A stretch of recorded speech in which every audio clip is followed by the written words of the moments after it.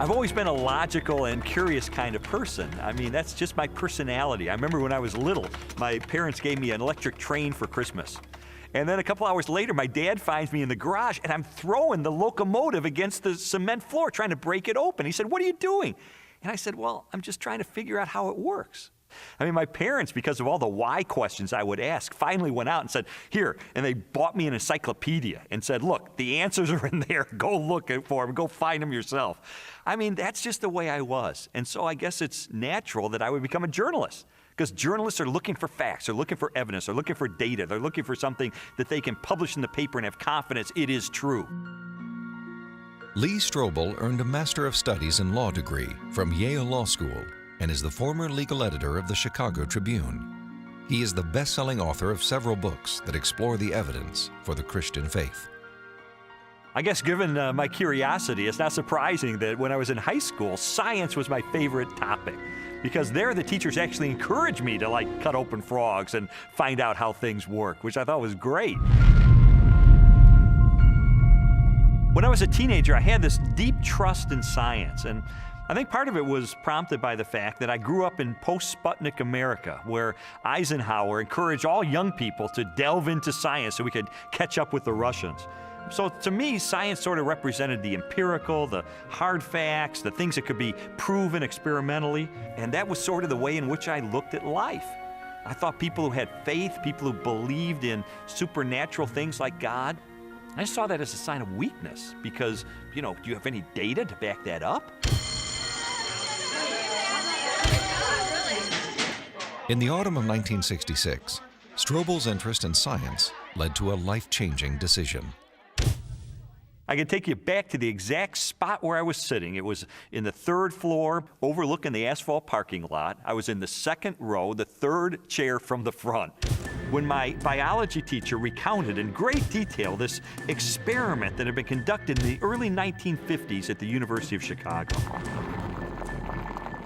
This experiment that impressed Stroebel so deeply was one of the most famous in the history of science. In 1953, Stanley Miller, a graduate chemistry student, tried to demonstrate how life first emerged on Earth. Miller attempted to reproduce the Earth's early atmosphere. He pumped hydrogen, methane, ammonia, and a small amount of water vapor into a maze of glassware. Then sparked the gases with electrical discharges to simulate lightning. After 5 days, he discovered what he had hoped for: a few simple amino acids, the basic building blocks of living organisms, had collected in the dark residue at the bottom of the glass. Many hailed Miller's experiment as proof that essential components of life could have formed in the oceans of the Earth billions of years ago. The philosophical implications of Miller's experiment were instantly obvious to me. And for me, it was a eureka moment because I heard this and I thought, wait a minute. If you can show scientifically that life can emerge without any outside assistance, if life can emerge just from naturalistic circumstances, then God was out of a job.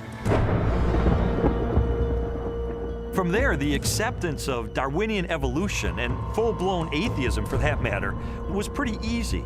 Because if living organisms could emerge by themselves out of this primordial soup without the assistance of any kind of a god or supernatural intervention, then they certainly could develop naturally over the eons into more and more complex creatures, just as Charles Darwin theorized in his book On the Origin of Species. As Stroebel embraced Darwinism and its atheistic implications, he was surprised to discover that many Christians believed their faith was compatible with Darwinian evolution. There's no way you can harmonize neo-Darwinism with Christianity. I could never understand Christians who would say, well, I believe in God, and yet I believe in evolution as well. You see, Darwin's ideas about the development of life led to his theory that modern science now generally defines as an undirected process, completely devoid of any purpose or plan. Now, how could God direct an undirected process? How could God have purpose and a plan behind a system that has no plan and no purpose. It just does not make sense. Didn't make sense to me in 1966, and it doesn't make sense to me now. In 1972, Lee Stroebel married Leslie Herdler. 5 years later, Leslie, an agnostic, became a Christian. And I thought, this is divorce. This is going to be the end of our marriage. But all the negative things I expected to happen in her as a result of her newfound faith, they didn't happen. And instead, I saw positive changes in her values and her character and the way she related to me and the children. And I thought, wait a minute, she is attributing this to God. And I don't believe God exists.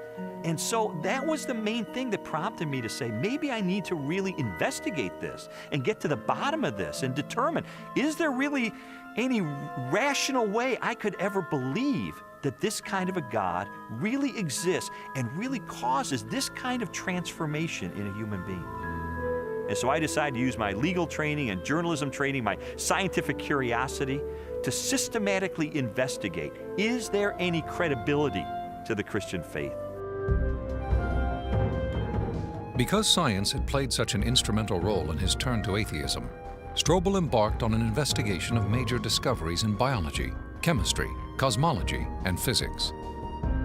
His studies spanned more than 20 years and included interviews with scientists and scholars as he sought to determine for himself what these discoveries implied about the reality of a creator. Throughout his inquiry, one question remained constant. Does the evidence uncovered by contemporary science point us toward or away from the existence of God? Two-time Nobel Prize winner Linus Pauling once said that science should be the search for truth. And that's what I wanted to do. I didn't know where the evidence was ultimately going to take me, but I really did want to know the truth about God. And what I found shocked me and it stunned me.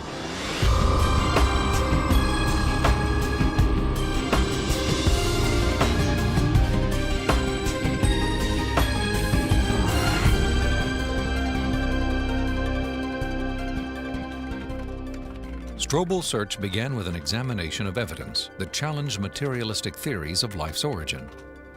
He discovered that this negative evidence contradicted the textbook explanations that had once convinced him the blind forces of evolution could account for the creation and diversity of life on Earth.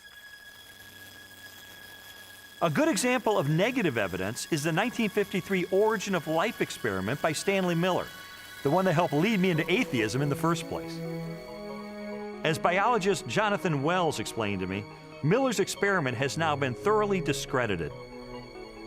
Stanley Miller put together a glass apparatus, and in that apparatus he put a mixture of gases that people at the time thought reflected the atmosphere of the early Earth. And those gases were methane, ammonia, hydrogen, and water vapor. But then the professional opinion of what was there on the early Earth changed. In the 60s, geochemists revised their hypothesis and decided that the hydrogen, being very light, would have escaped into outer space. The Earth's gravity isn't strong enough to hold it.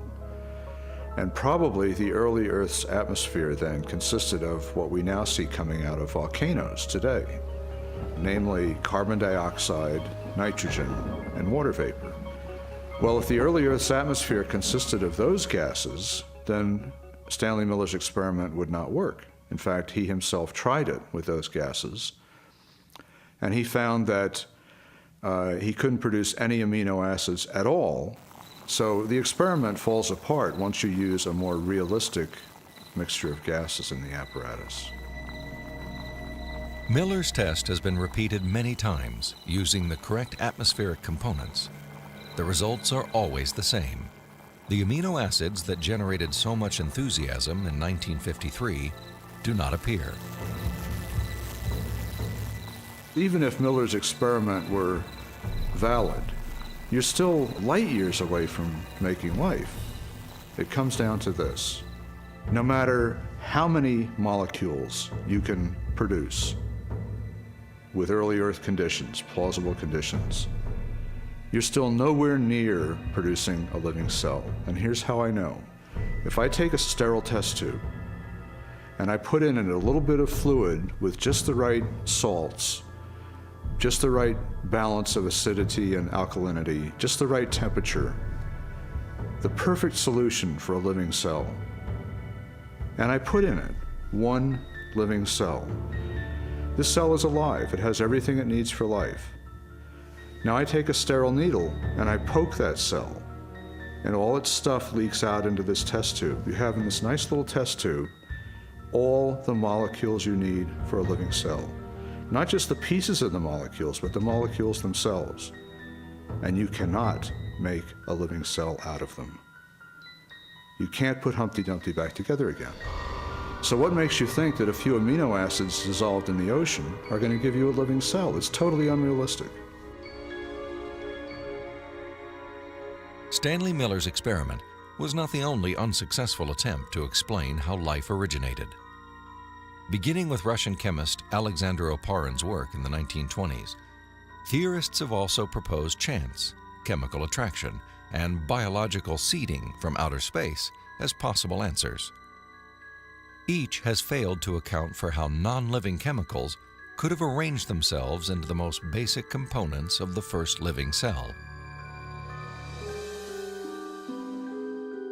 Stroebel's research ultimately led him to conclude that materialistic explanations for the origin of life were deeply flawed. And his examination of negative evidence did not end with the question of first life. He also learned of weaknesses in the most celebrated icon of Darwinian evolution. In Darwin's book on the origin of species, there's only one illustration. It's called the Tree of Life. Darwin used it to explain how every species of animal and plant that ever existed on Earth had evolved from the same common ancestor through small, gradual steps over enormous periods of time. Even though Darwin's Tree of Life is included in virtually every biology textbook published over the last half-century, contrary to what we've been told, there is no conclusive evidence of the common origin of all life.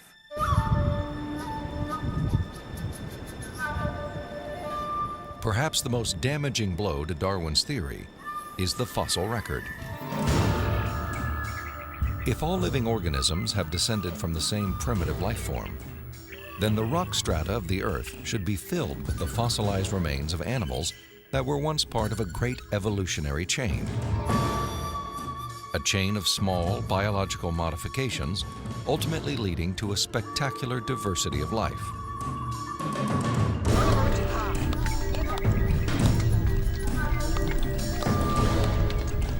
Yet, after 2 centuries of research, highlighted by excavations in southern China, the multitude of transitional experiments, or missing links, that should exist are conspicuous only by their absence. The most graphic example of this void in the fossil record is a geological era known as the Cambrian explosion. The branching tree pattern of Darwin's theory is actually not seen anywhere in the fossil record unless we impose it with our own minds. So the Cambrian explosion is the most dramatic refutation of the Tree of Life. The Cambrian explosion of life was a dramatic episode in geological history. Usually dated at about 530 million years ago, the exquisitely preserved Cambrian fossils reveal that the body plans for virtually every major animal phyla appeared, not gradually and slowly as Darwin had speculated, but instead with astonishing suddenness. If we imagine the whole history of life on Earth taking place in one 24-hour period, the current standard estimates for the origin of life put it at about 3.8 billion years ago, let's say 4 billion.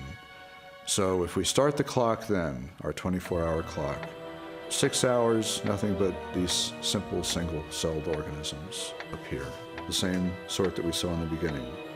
12 hours, same thing. 18 hours, same thing. 3/4 of the day has passed, and all we have are these simple single-celled organisms. Then at about the 21st hour, in the space of about 2 minutes, boom, most of the major animal forms appear in the form that they currently have in the present. And many of them persist to the present, and we have them with us today. Less than 2 minutes out of a 24-hour period. That's how sudden the Cambrian explosion was. In a geological instant, the animal kingdom leaped from small, relatively simple organisms to extraordinary creatures with spinal cords, compound eyes, and articulated limbs. The record of this explosion of life looks nothing like Darwin's slowly branching tree. Darwin's theory is that there's a tree of life, where you have one organism diverging into many other organisms and big differences appearing at the top. What we really see is from here up. This does not exist in the fossil record. If I were using a botanical illustration, it would be a lawn with separate blades of grass sprouting independently of each other. And those would be the phyla. Now, within each phylum, there is subsequent diversification, but even there, I don't see the branches connecting that would make them a tree of life. As scientists, it's not our job to force the evidence into a theory that just doesn't fit it. And so I have absolutely no desire or reason to uphold Darwin's theory at this point. I think what we're seeing today is a series of scientific discoveries that are opening the eyes of more and more scientists to say, wait a minute, I can no longer believe that pure naturalistic processes can account for the origin and diversity of life. There must be something else here. The challenges to Darwinian theory have led more than 600 scientists with PhDs from major universities throughout the world to sign a document titled A Scientific Dissent from Darwinism. It reads in part, "We are skeptical of the claims for the ability of random mutation and natural selection to account for the complexity of life." These are scientists with PhDs from Stanford and Berkeley and University of Chicago and Cambridge, major universities, who've looked hard and fast at the evidence and have walked away saying, I am not convinced. Maybe there's another explanation. Personally, the negative evidence forced me to conclude that Darwinism would require a blind leap of faith that I just had no good reason to make.